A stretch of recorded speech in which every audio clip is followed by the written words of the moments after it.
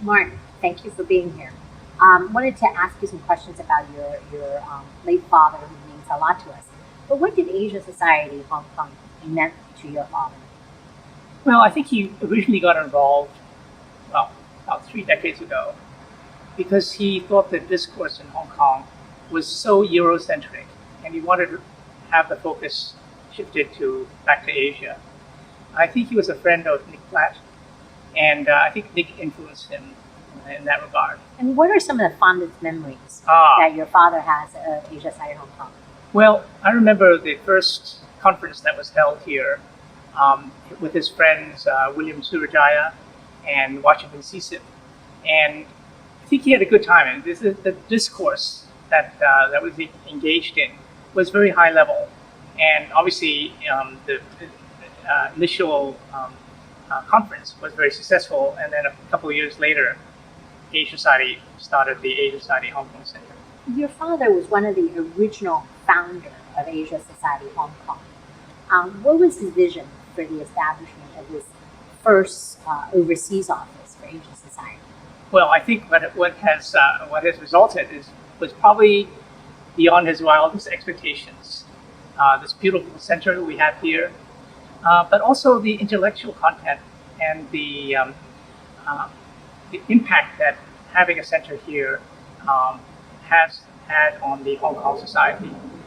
Initially, as you know, the meetings were held on geopolitics, but now that you have this center, you're able to concentrate on culture and on the culture. And I think that the politics lasts maybe a lifetime, but art and culture last forever. How do you think he would describe the growth and development of Asia Society Hong Kong?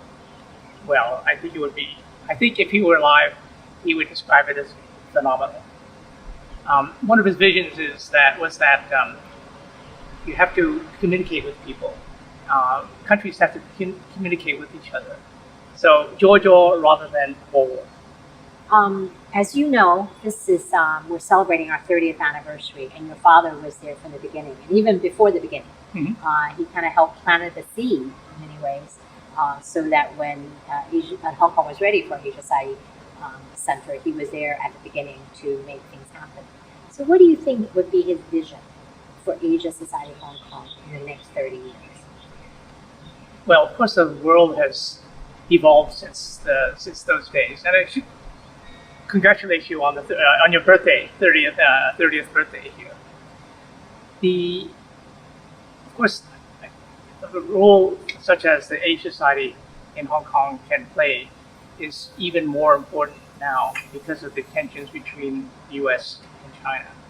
And I hope, and I think my father's vision would have been that Asia Society Hong Kong would play a role in facilitating communications between the two societies. Great.